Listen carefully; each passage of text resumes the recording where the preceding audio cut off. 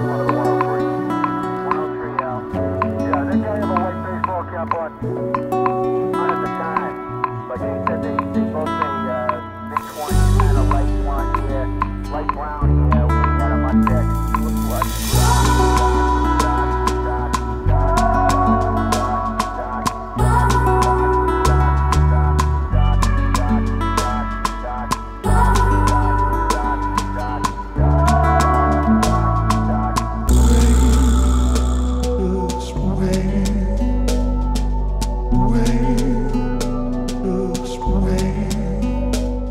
హే guys అందరికి welcome back to Suraj Mounika channel. Guys ఈ రోజు నైట్ మేము వరంగల్ కి రిటర్న్ అవుతున్నాం. ట్రైన్ టైం వచ్చేసి నైట్ 11:30కి ఉంది.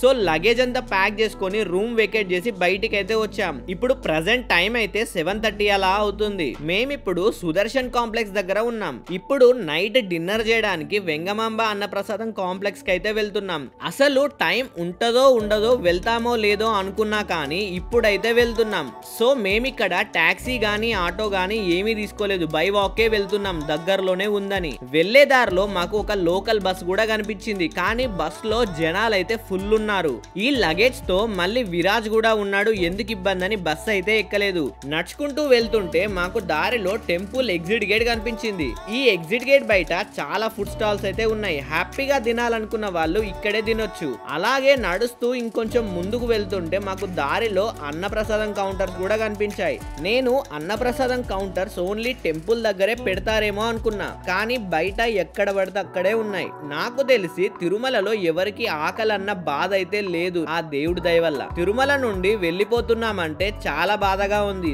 తిరుమలకి వచ్చాక ఏదో కొత్త ప్రపంచంలోకి వచ్చామా అన్న ఫీలింగ్ అయితే వచ్చింది నాకు. మీకు కూడా అలా నాలానే అనిపిస్తే తప్పకుండా కింద కామెంట్ అయితే చేయండి.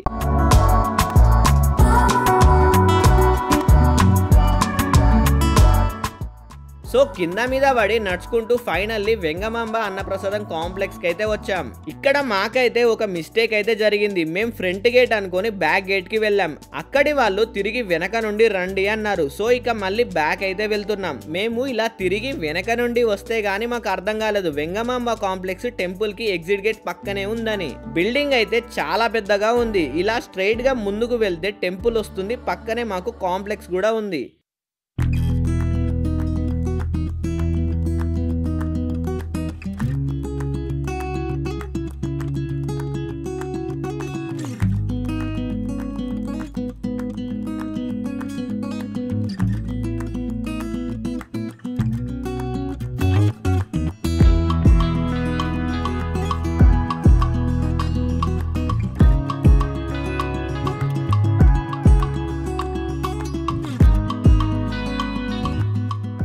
సో లోపలికైతే వెళ్తున్నాం. లోపల చాలా బాగుంది. ఫుడ్ తినడానికి కూడా చాలా మంది అయితే వచ్చారు. ఫుడ్ అయితే తిన్నాం, బాగుంది. తినేసి బయటికి అయితే వచ్చాం. అసలు మేము వెంకటేశ్వర స్వామి కంటే ముందు వరాహ స్వామిని దర్శించుకోవాలనుకున్నాం, కానీ మా దర్శనం టికెట్ ఎంట్రీ ఏమో ఒక సైడ్ ఉంది, వరాహ స్వామి ఏమో టెంపుల్ కి ఎగ్జిట్ గేట్ పక్కనే ఉన్నాడు. సో మాకు ఈ విషయం తెలియక దర్శించుకోలేకపోయాం. మీరు కూడా తిరుమల వెళ్తే మాత్రం మేం చేసిన మిస్టేక్ అయితే చేయకండి. సో టైం లేదు, అందులోటి మా ట్రైన్ కి కూడా టైం అవుతుందనే బయట నుండే దర్శించుకొని వెళ్ళిపోయాం. ఇప్పుడు మేము తిరుమల బస్ స్టాండ్ లో ఉన్నాం. తిరుపతికి స్టార్ట్ అవ్వాలి. బస్ అయితే ఎక్కినాం. వెళ్తుంటే చాలా బాధగా ఉందని మౌనిక కూడా అంటుంది. దారిలో వెళ్తుంటే తిరుపతి సిటీ కూడా కనిపించింది. వ్యూ అయితే చాలా బాగుంది. సో తిరుపతి అయితే రీచ్ అయ్యాం. రైల్వే స్టేషన్ పక్కన ఉన్న శ్రీ గోవిందరాజస్వామి టెంపుల్ కి వచ్చాం. మా బ్యాడ్ లక్ ఏంటంటే మేము వచ్చేసరికి టెంపుల్ కూడా క్లోజ్ అయిపోయింది. ఏంటో గోవిందరాజస్వామిని అయినా దర్శించుకుందాం అనుకుంటే ఇలా అయిందని ఇక బయట నుండే చూసి మొక్కుకున్నాం. టెంపుల్ అయితే చూడడానికి లైట్స్ తో చాలా కలర్ఫుల్ గా ఉంది. టెంపుల్ బయట ఉన్న కోనేరు కూడా చాలా బాగుంది. నేనైతే ఈసారి మళ్ళీ తిరుపతి వచ్చినప్పుడు ఏది కూడా మిస్ అవ్వద్దని గట్టిగా అనుకున్నా. ఇక మళ్ళీ రైల్వే స్టేషన్ కి అయితే వచ్చేసాం.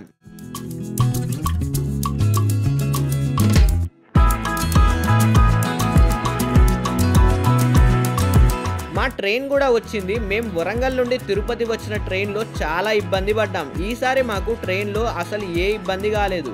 బెర్త్ కూడా అన్ని పక్క పక్కనే వచ్చాయి.